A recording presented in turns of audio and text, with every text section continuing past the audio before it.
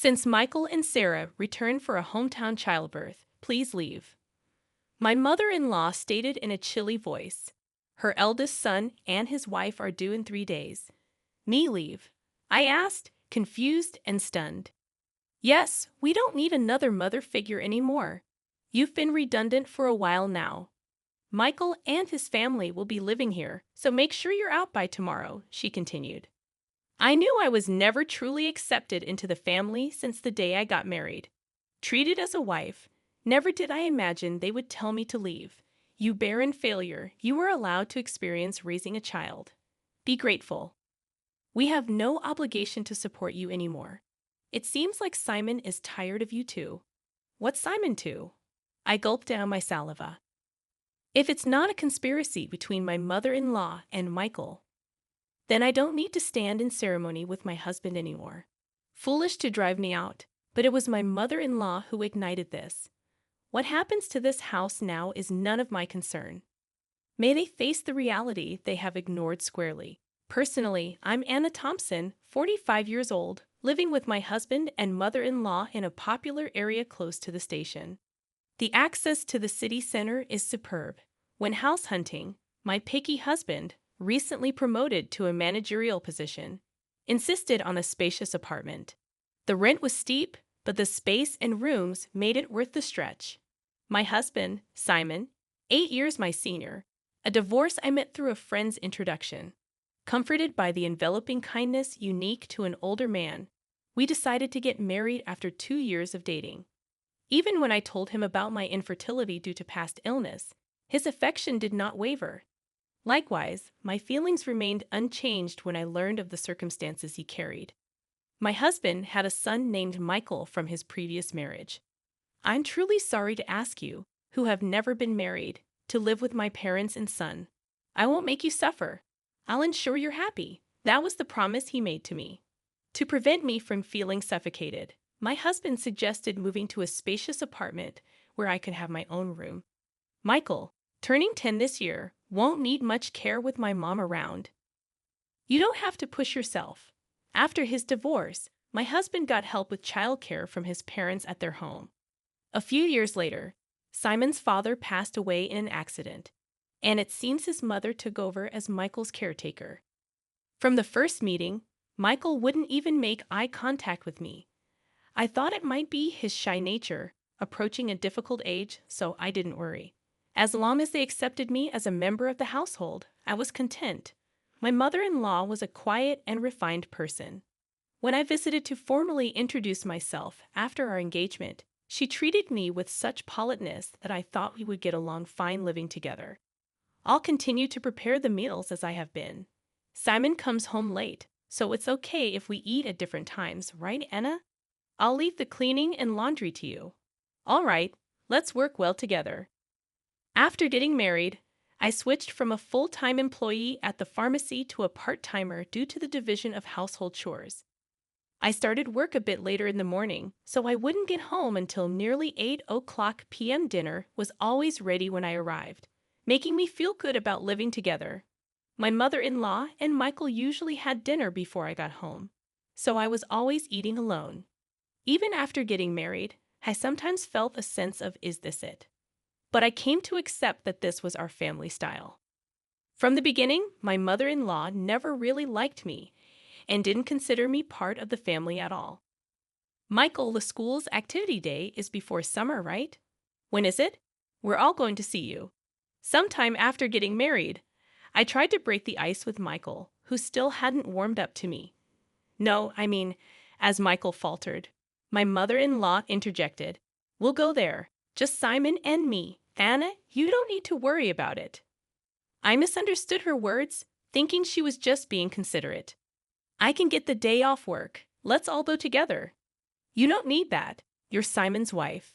And mixed family has always been just Simon and me. I was quite shocked when I brought it up with my husband at night.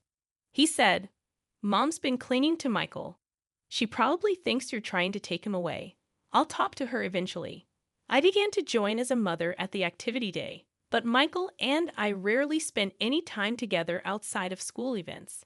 Sometimes I could tell Michael wanted to say something, but my mother-in-law always cut in between us. I later found out that she had been bad-mouthing me to Michael.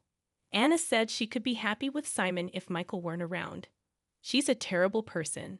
Dad must be deceived by her too. If a boy in his formative years hears such things, it wouldn't be strange for him to distrust me. It was a sickening story, but at that time, I hadn't imagined that my mother-in-law could do such a thing.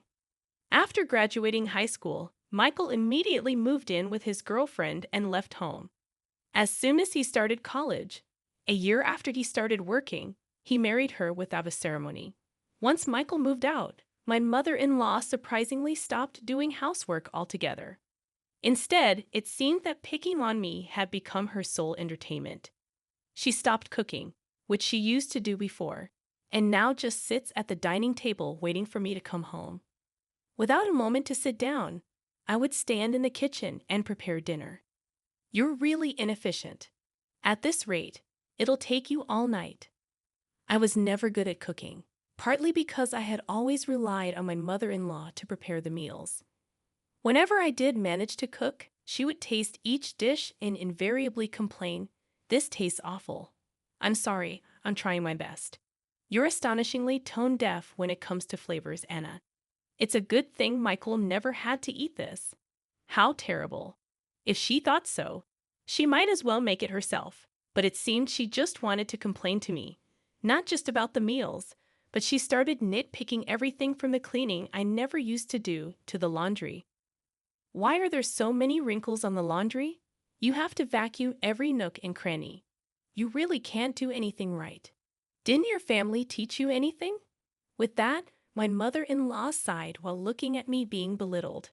Even about my family, I clenched my fists in frustration. I don't know how you won over Simon, but I can't see much charm in you as a woman. And she always concluded with the same line, "If you hadn't come, Michael would have never left." I understood that there was a gaping hole in her heart since Michael had left. Maybe it was what they call empty nest syndrome. If taking it out on me made her feel better, that's what I told myself to endure it. But her bullying took on new energy after a certain event. That event was the pregnancy announcement from Michael's wife, Sarah. The joy my mother-in-law exhibited was unlike anything I had seen before. It's Michael's baby. It's bound to be adorable. Yeah, he'll be my first grandchild. Watching the two of them rejoice, I was happy too.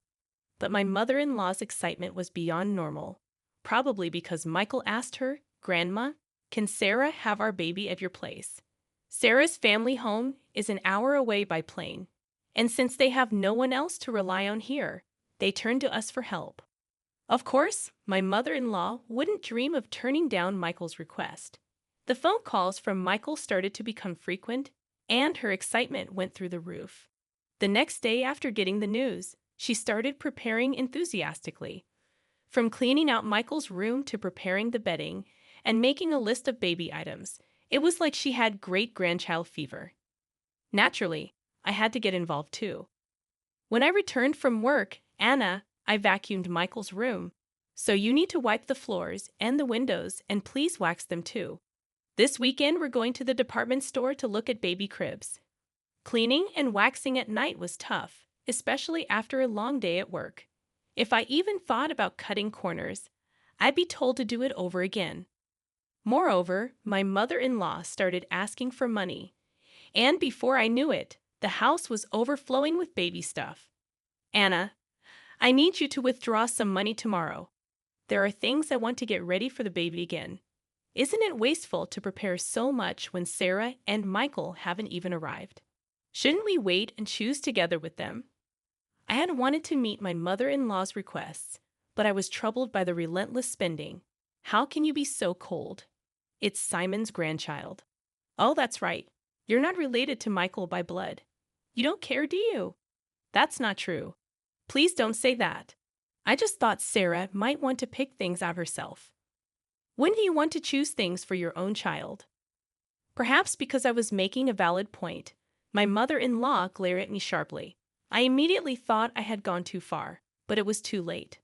Without a word, my mother-in-law went back to her room looking upset. I did reflect on it, but I was also shocked to be spoken about in such a way. regarding Michael. The next morning, my mother-in-law didn't come out of her room, perhaps still angry. Simon had a 3-day business trip starting that day, so he just called out, "I'm leaving," through her door. Please don't throw cold water on Mom's great-grandchild fever. She hasn't been the same since Michael left. You were worried too, right? I was. But if we spend all our money like this, we'll have nothing left when Michael and Sarah arrive, right? Simon's face immediately turned sour. Are you saying my earnings are too low? That's not what I'm saying at all, Simon just said, "Fine," and left with a look of dissatisfaction. Discussions about money always end up like this. Since I'm the one managing our finances, I can't help but think ahead. Of course, there's a reason for that. We've been married for 13 years. Simon has provided me with a very comfortable life. Your part-time income is for you to enjoy. Simon had always told me so. I saved everything beyond what I needed for myself. Even though it's in my name, I consider it our shared property. But then Simon's company's performance declined, and over the last 5 years, his salary has dropped to 2/3 of what it was when we first got married. While there's uncertainty whether his company will last until his retirement, he doesn't seem to consider changing jobs. For appearances in front of my mother-in-law, my husband couldn't give up his title as a department head. Now I'm the one paying the rent, and he covers the living expenses. We've kept this from my mother-in-law to save my husband's face. That day, I left work a bit early to apologize to my mother-in-law. When I got home, she was already sitting at the dining table waiting for me. "I'm sorry about yesterday. I may have gone too far," I admitted, but my mother-in-law remained silent. Instead, she blindsided me with unexpected news. Michael and Sarah are returning for a hometown childbirth. Please vacate, my mother-in-law declared in a chilly tone. The eldest son and his wife were set to arrive in 3 days. Perplexed and stunned, I asked, "I have to leave." She affirmed, "Yes, we don't need another mother figure anymore. You've been redundant for a while. Michael and his family will be living here. Make sure you're out by tomorrow." The realization hit me hard. I had never truly been accepted into the family since the day I got married. I had always been treated as an outsider. The news of Michael's return for the birth made it clear. "You barren failure," my mother-in-law continued. "You are allowed to experience raising a child. Be grateful. We have no obligation to support you anymore. It seems like Simon is tired of you too. Maybe he's getting along well with a new girlfriend by now."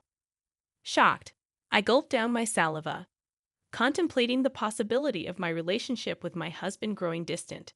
Could this be a trap I fell into, thinking my husband would never? I remembered that, up until a year ago, he never had overnight business trips. "All right, I'll eat out tonight," I said, grabbing my bag and leaving the house to walk aimlessly. I needed to calm my severely shaken heart. Worried about my husband, I tried calling his cell phone despite my mother-in-law's words. I still wanted to talk to him, but he didn't answer, no matter how many times I rang. I dialed his office, only to learn that he had taken a couple of days off. My mother-in-law's words began to ring more true. Could he really be on a trip with another woman? Dark thoughts crowded my mind, and I found myself overwhelmed with emotion, tears streaming down my face. Staggering along, I noticed the tavern behind the station, a place we used to frequent when we first moved here. "It's still here," I thought as I entered. "Welcome." The tavern owner's expression clouded briefly upon seeing me. Then he nodded in recognition. "Hey, long time no see. It's been about 8 years. I used to come here a lot with my husband," I said. "Yes, it's been a while." "I remember you," he replied. I couldn't help but smile, feeling a sense of relief. "Can I get a beer and a mixed plate of grilled chicken, please?" I asked. The owner, a man of few words as always, nodded. As I sipped the cold beer and savored the grilled chicken, I took out my cell phone, and the screensaver lit up with a photo of us when Michael turned 18. Looking sharp in the slim suit we had picked out together, I wished for us to be closer as a family. The beer washed down my throat, taking the day's fatigue with it. Could I really move out tomorrow? Contemplating the next steps, I searched for moving companies, finding one for the job the next day. I also looked up junk buyers and saved 2 companies in my favorites. Changing the screensaver on my phone seemed to clear my head completely. The beer and grilled chicken tasted exceptional. I decided to think about everything once I got home. Walking away from the tavern, I was called from behind. A young waitress from the tavern was running towards me. "Excuse me, are you Mrs. Thompson?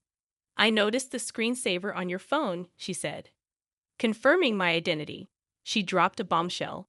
My husband was having an affair with one of their employees. We exchanged contact information, and she promised to keep me informed. My mother-in-law's words appeared to be true. Instead of sadness, a fierce anger welled up within me. It was time to confront this head-on. Booking an appointment with a moving company, I resolved to move out that day. If it wasn't a conspiracy, and my mother-in-law and Michael were truly involved, then I no longer needed to honor my husband. Returning home, I packed my belongings until midnight. Without hesitation, the moving company arrived on time, and I made it clear that I was leaving. As requested, they took everything I had bought, erasing every trace of my presence. My mother-in-law panicked, but I was resolute. "I'm taking everything I bought. You can start a completely new life tomorrow," I declared, suppressing a laugh. Ignoring her protests, I proceeded to have everything taken out. My mother-in-law complained loudly to the movers, but there was nothing she could do. The only items left in the house were piles of baby gear and her old dresser from before the marriage. "Well then, I bid you farewell. There should be no trace of me left, so enjoy your life with Simon, Michael, and his family," I declared, leaving her sitting there stunned. Placing the keys on the table, I exited the room. The movers held onto my things for a while, and I decided to stay with a single colleague for some time. Feeling a sense of completion, I slept soundly that night. A week later, I finally heard from my husband. I wondered if he was scheming with that other woman. While my husband was dragging his feet, I received a call from the young woman at the tavern. "Got a good shot, so I'll send it to you." In the photo, my husband was chatting up a not-so-young woman at the tavern. Maybe out of a sense of justice, the young woman must have followed them after they closed. There was also a photo attached of the two entering a hotel. Even in such times, the cheating continues, I thought, and any last bit of affection I had for my husband dissipated. I asked for the woman's name and had her address looked up. The next day, armed with all the evidence of the affair, my husband called. "Anna, where are you? Michael and his family are here too. Aren't you going to come home soon?" "No, I'm not coming back. Your mom told me to leave. I'm done here. Michael and his family are going to live with you now, right?" I knew it. Michael and his family were out of money and looking to crash at our place. I heard that after graduating from a vocational school, they've been hopping from job to job, and now they're working part-time. "No. I want you back, Anna. I went to the pharmacy, and they said you're off for a bit. Got a place to crash." "Yeah, I'm fine. So don't worry about me. Your mom and Michael didn't like me, right? I reckon they're happy to have the place to themselves without me around." My snide comment left my husband speechless. He knew his mother and Michael never accepted me as family, but pretended not to see it. "Well, all right. I have something to say, so I'll come back there once," my husband replied with a relieved please in his voice. Days later, I returned to the house for the first time in a long while. Some new pieces of furniture and appliances were inside.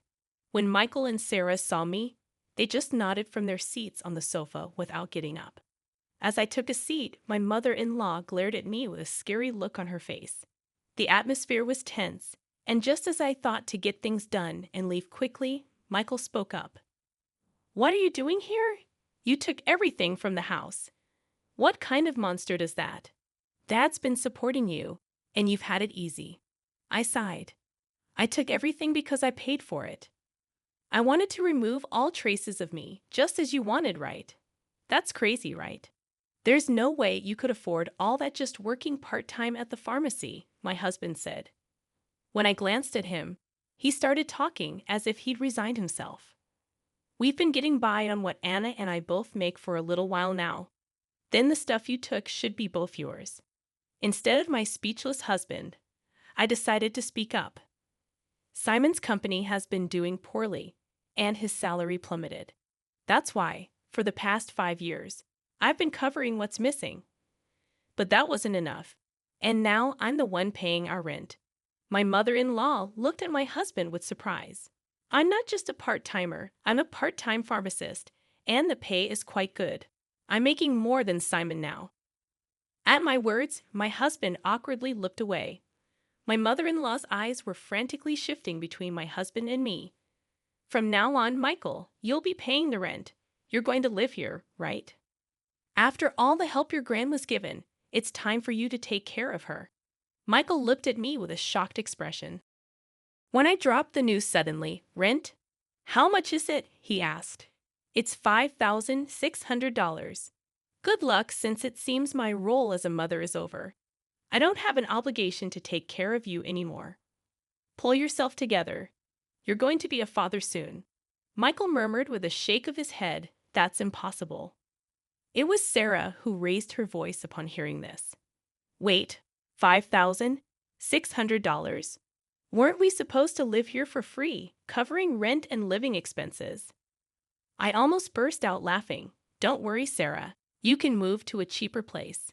Simon still makes a decent salary." Hearing this, Sarah's face relaxed a bit. "Oh, since I'll be leaving you, Simon, life might still get tough with your mistress, huh?" At that, Sarah finally broke down in tears. It was my husband who panicked. "What? What are you talking about?" Sarah replied, "Oh, your mother told me about the new woman. I guess it's time to end my role as a wife, too. My husband must think there's no evidence. Indeed, it hasn't even been 10 days since I left the house. Wouldn't that hurt Mary if she heard you? Well, I'll get in touch about that later." At the mention of Mary's name, my husband jolted, realizing that I knew everything. He held his head inside. This is not the atmosphere to write a divorce paper. "Well then, I'll be going now. Please talk to me further through a lawyer." Neither my husband Simon nor Michael said anything more, staying silent as I grabbed my bag and stood up. My mother-in-law stood up simultaneously, slamming her hands on the table. She yelled with a voice too strong for an elderly woman, "What the hell? It's all your fault our home is in shambles." I was instantly irritated. "It was you who told me to leave. It was you who said Simon had another woman. And you interfered with my relationship with Michael. Everything was you." I felt a surge of heat in my chest. I regretted not being more assertive with my relationship with Michael, not holding back because of my mother-in-law. "Michael has nothing to do with this. It's time for you to step up, Simon. He's going through a hard time. You should support him as his wife, take responsibility as a family member." What is she even talking about? If she hadn't called Michael back home, if she hadn't hinted at Simon's affair, I would still happily support Simon and this home I always believed in and supported. "Simon, where are you? Michael, why are you still here?" It's all her fault. My mother-in-law's lips tightened into a line, and she was trembling. I slipped past the silent mother-in-law and quickly left the room. Afterward, Simon agreed to the divorce rather easily. It seems my determination was strong, and he couldn't counter the evidence of the affair. Shortly after, it seemed like they started the process of moving out of the apartment. In the end, Michael and Sarah went back to their apartment and never lived with the mother-in-law. Simon seems to be considering remarriage, but Mary was furious over the alimony and his request for her to live with his mother. I've heard they're considering whether to place my mother-in-law in a care facility. After all the love she poured into her son and grandson, it's somewhat sad to think they're ready to abandon her now. Perhaps she's served her purpose too. If my mother-in-law had said nothing back then, and it had just been a simple trip home for childbirth, maybe we would still be living together. After the divorce, Michael sent me an apology letter. He wrote about how, as a child, he really wanted to be more spoiled, how he couldn't talk to me because his grandma disliked it, and how happy he was when I attended school events. Maybe I should have reached out more, perhaps then. We could have built a different relationship. Even though our relationship has ended, I quietly pray for Michael's happiness in life. I've returned to work as a pharmacist and quickly rented an apartment close to my workplace. I don't feel good about keeping the furniture and appliances I took with me, so I had them all picked up and disposed of by a junk removal service. Life without my mother-in-law's harassment is peaceful and comfortable. For a while, I want to live for my own happiness, not someone else's.